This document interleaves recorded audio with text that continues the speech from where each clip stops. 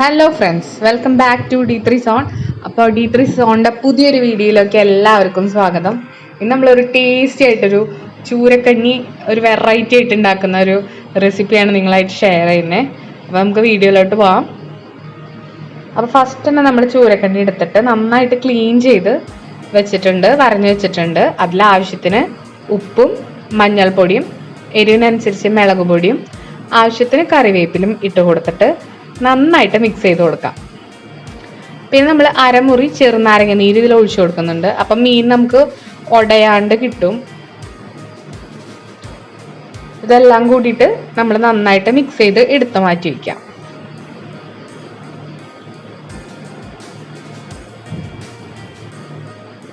അതിനുശേഷം നമ്മൾ ഇത് ഓരോന്നായിട്ട് വറുത്തെടുക്കാം. നമുക്ക് വെളിച്ചെണ്ണയിൽ വറുത്തെടുക്കാം.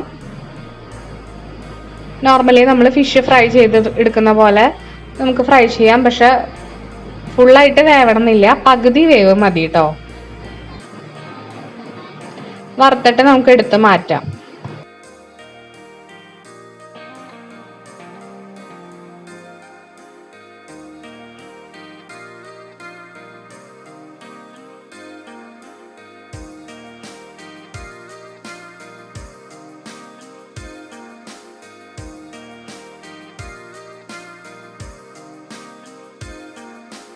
വറുത്ത് മാറ്റിയതിന് ശേഷം നമുക്ക് പാൻ വെച്ചിട്ട് ആവശ്യത്തിന് വെളിച്ചെണ്ണ ഒഴിച്ചു കൊടുക്കാം.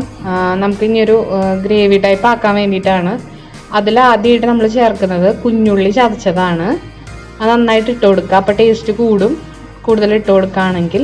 പിന്നെ നമ്മൾ വറ്റൽമുളക് ചതച്ചതും അതുപോലെ കറിവേപ്പിലയും ഇട്ടിട്ട് നന്നായിട്ട് വഴറ്റി കൊടുക്കുക.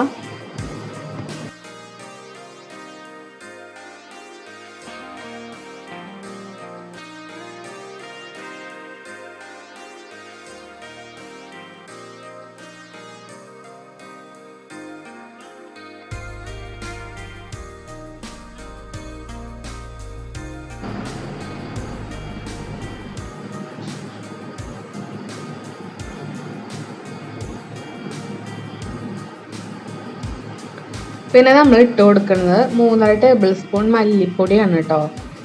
അതിനുശേഷം നമുക്ക് ആവശ്യത്തിന് മഞ്ഞൾപ്പൊടി ഇട്ട് കൊടുക്കാം.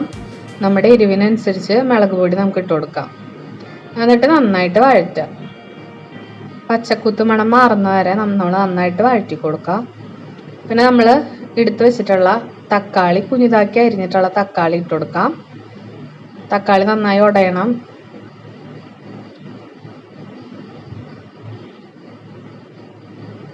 അതിനുശേഷം നമുക്ക് ഇളം ചൂടുവെള്ളം ഒഴിച്ചു കൊടുക്കാം, ഒരു ഗ്രേവി കൺസിസ്റ്റൻസിയിൽ കിട്ടാൻ വേണ്ടിയിട്ട്. എന്നിട്ട് അത് വെള്ളം ഒന്ന് വറ്റുന്ന വരെ വെയിറ്റ് ചെയ്യാം.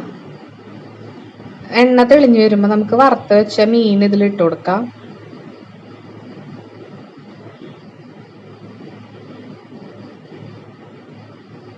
എന്നിട്ട് വെള്ളം കുറച്ച് വറ്റിയതിന് ശേഷം നമ്മൾ മാറ്റി വെച്ചിട്ടുള്ള തേങ്ങാപ്പാൽ, ഇത് 1-ാം പാലാണ്.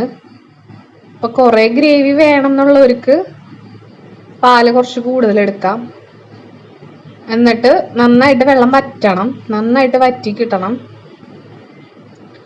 എന്നിട്ട് നമുക്കിതൊരു ബൗളിലേക്ക് സെർവ് ചെയ്യാം. നല്ലൊരു ടേസ്റ്റാണ്, ഒരു വെറൈറ്റി ടേസ്റ്റൊക്കെ ഉണ്ട്. അപ്പോൾ എല്ലാവരും വീട്ടിലൊന്ന് ട്രൈ ചെയ്ത് നോക്കുക. പൊറോട്ടയുടെ കൂടി നല്ല ടേസ്റ്റാണ്. ട്രൈ ചെയ്തതിന് ശേഷം കമൻറ്റ് സെക്ഷനിൽ അറിയിക്കുക. അപ്പോൾ അടുത്ത വീഡിയോ ആയിട്ട് വരുന്നവരെ ബൈ.